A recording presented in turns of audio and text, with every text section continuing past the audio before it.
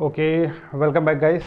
ठीक है, तो आज की जो हमारी वीडियो होगी सेल्स के रिगार्डिंग, वो हमारी लास्ट वीडियो होगी। ठीक है, हम जो हैं सारे के सारे सेल्स पढ़ चुके हैं। ठीक है, जितने भी हमारे ग्रैनुलोसाइट्स थे, न्यूट्रोफिल्स, बेसोफिल्स, ईओसिनोफिल्स, हम वो सब देख चुके हैं। ठीक है, इससे प्रायर वाली वीडियो में हमने मोनोसाइट्स के बारे में देखा और उसके बाद हमने देखा था कि टाइप्स ऑफ लिम्फोसाइट्स में हमारे पास कौन कौन सी सेल्स हैं और उसमें कौन सी सेल्स पढ़ी हमने। उसके बाद हमने पढ़ी थी बी सेल्स, और बी सेल्स के बाद फ्रेंड्स हमारी जो नेक्स्ट टाइप की सेल्स है वो है हमारी टी सेल्स, यानी कि जिसे आप जो है टी लिम्फोसाइट्स भी कह देते हैं। क्या कह देते थे हम इसे? टी लिम्फोसाइट्स भी हम इसे क्या करते हैं? कह देते हैं। ठीक है, अगेन हमारी जो टी सेल्स हैं ये अपनी स्पेसिफिसिटी के लिए जाने जाती हैं, मतलब अपने काम के लिए जानी जाती हैं इन इम्यून सिस्टम। ठीक है ना, तो आइए देखते हैं हम टी सेल्स के बारे में और हम क्या क्या जान सकते हैं या हम इसके बारे में और सब जानते हैं। ठीक है,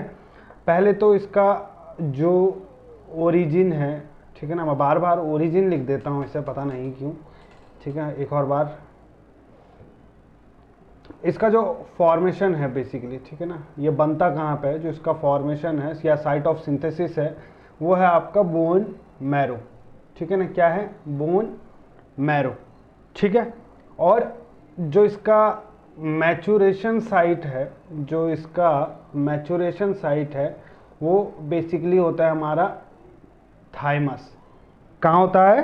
थाइमस में। ठीक है ना, अभी जो हमारा बोन मैरो है, ठीक है, बोन मैरो हमारा ऑलरेडी मैं बता चुका हूँ स्टार्टिंग में, जितनी भी हमारी लॉन्ग बोन्स होती हैं, लॉन्ग बोन्स के पास जो हमारा बोन मैरो होता है basically it's a red marrow, जो कि कैपेबिलिटी रखता है हिमेटोपोइसिस की। और विद द यही हिमेटोपोइसिस में जो है हमारे कुछ हीमोपोइटिक स्टेम सेल्स होते हैं, और इन्हीं स्टेम सेल से हमारे क्या हैं, ये सारी की सारी सेल्स बन रही हैं। ठीक है ना, बोन मैरो में बनने के बाद, ठीक है ना, ये टी सेल्स का जो मैचुरेशन है बेसिकली वो जो है बोन मैरो में ही ना होके कहाँ होता है? थाइमस में होता है। ठीक है ना, और बी सेल में हमने क्या देखा था कि उसका मैचुरेशन और जो सिंथेसिस है वो कहाँ हो रहा था?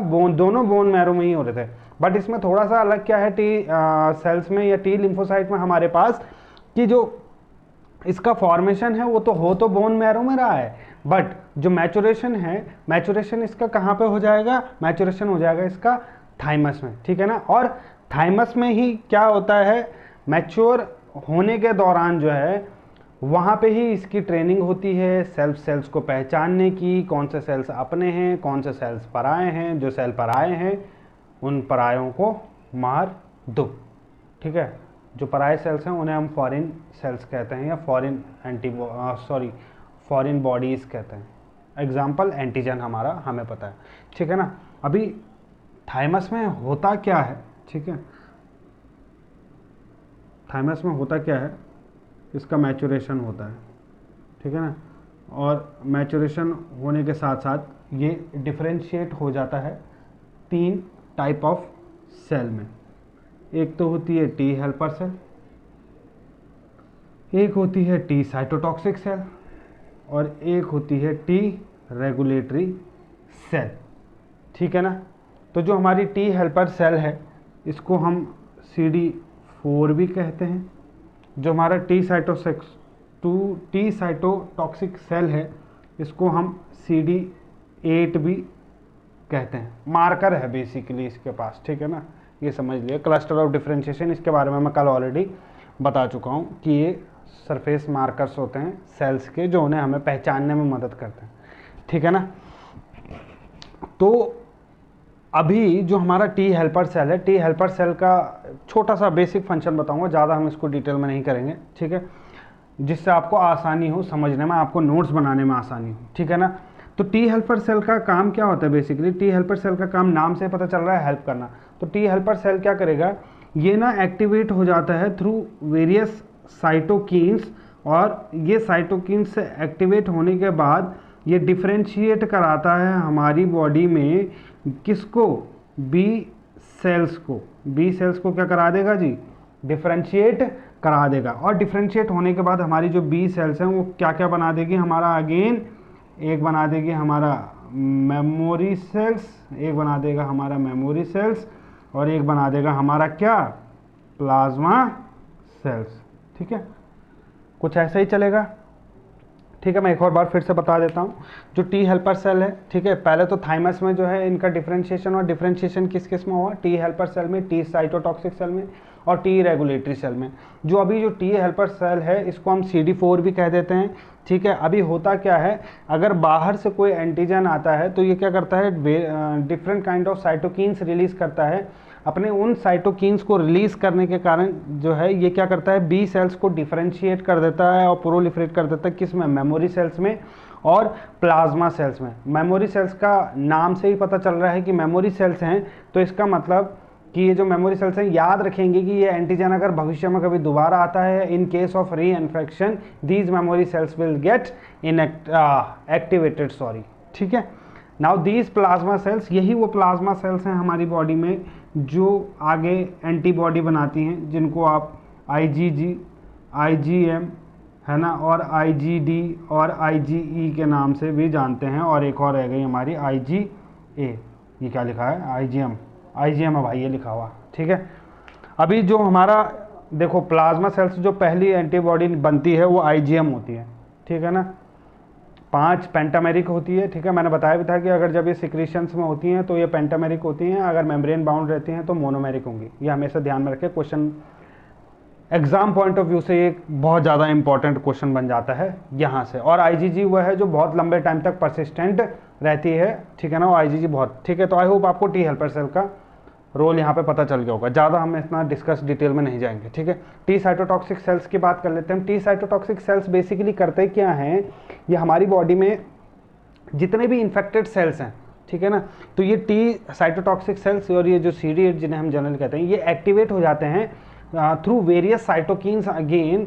ठीक है ना, मैं यहाँ पे लिख देता हूँ सेम, ये जो है साइटोकिन्स से जो है ये एक्टिवेट हो जाते हैं। और साइटोकिन्स के एक्टिवेट होने के बाद क्या होता है, जितनी भी इन्फेक्टेड सेल्स होती हैं, जितनी भी इन्फेक्टेड सेल्स होती हैं, इन इन्फेक्टेड सेल्स को ये क्या करेगा, डैमेज कर देगा। डैमेज मतलब क्या करेगा, इन्हें ख़त्म कर देगा।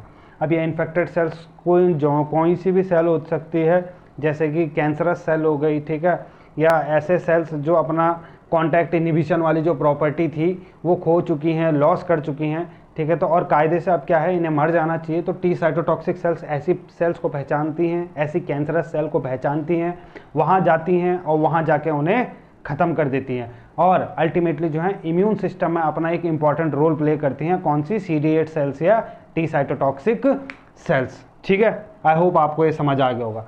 नाउ अब हम बात कर लेते हैं लास्ट जो हमारा टी रेगुलेटरी सेल्स। अच्छा, टी रेगुलेटरी सेल्स का काम क्या है, नाम से पता चल रहा है कि रेगुलेट करेगा। तो ये क्या करता है, इम्यून सिस्टम में जितने भी इम्यून रिएक्शंस चल रही हैं बेसिकली ये रेगुलेट करेगा सारी की सारी इम्यून रिएक्शंस को।